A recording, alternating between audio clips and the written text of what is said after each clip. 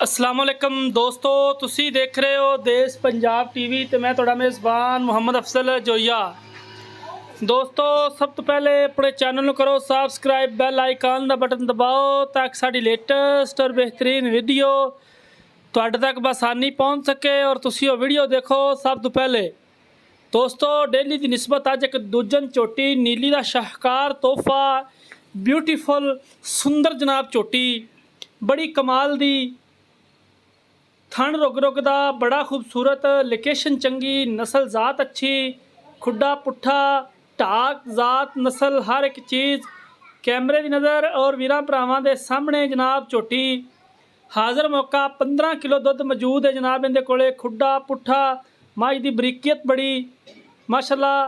मेरा कैमरामैन कोई भी चीज़ नहीं छड्डदा, मुकम्मल कद पूरा इंशाल्लाह। कंड तो भी कैमरा ला के कैमरे वाला चेक करवांदा फिरदा है कि कोई चीज़ रह ना जाए इंशाल्लाह।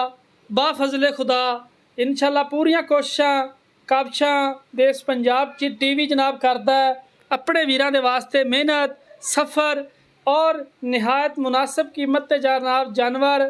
पिछलिया थन मुठ तो थोड़ा जा लम्मा है क्योंकि कही जाइए कि पूरा मुठदा नहीं, मुठ तो थोड़ा जिना लम्मा थन पिछला। बाकी माशाल्लाह झोटी कोके लगे हुए जनाब बड़ी खूबसूरत काठा च मोड़ के रखा। सिंग वक्खी बिल्कुल है नहीं, कौड़ी बिल्कुल कोई नहीं, तुन्नी बिल्कुल कोई नहीं दी। घोड़े के सुंभा वर्गे पैर जनाब झोटी दे। नीली का शाहकार ब्रांड देश पंजाब की नज़र पूरी नज़र है जनाब देश पंजाब चैनल की इंशाल्लाह। बाकी दोस्तों ने अपनी राय का इजहार कमेंट सैक्शन च करना है। मेरा काम हुंदा है नस्ल चेक करवानी, वीरां दा काम हुंदा है कि नस्ल ज़ात चेक करके जानवर का रेट लगाना नहायत मुनासिब है जनाब। 3,50,000 इस झोटी की डिमांड है। इहदे च जो हो सकिया वो दीद लिहाज इंशाल्लाह असीं करवा लेना है। बाकी नज़र वीरां दे सामने खुडा पुट्ठा कवां हर एक चीज़ ए चेक करो।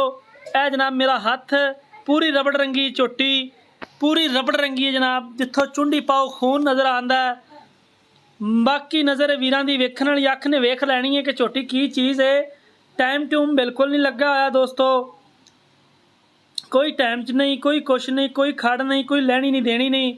सुच्चे ते खरे सौदे देश पंजाब चैनल ते हमेशा मिलते रहेंगे इंशाल्लाह बशर्ते ज़िंदगी। बाकी लेना देना हमेशा की तरह मुकदरां दा सौदा नसीबा नाल। बाकी रबता नंबर 0307 351 85 78। उम्मीद करांगे कि दोस्तों वीडियो पसंद आएगी। ए जनाब कट्टिए वीडियो अच्छी लगे तो लाइक शेयर लाजमी कर देना। अल्लाह हाफिज़ जी।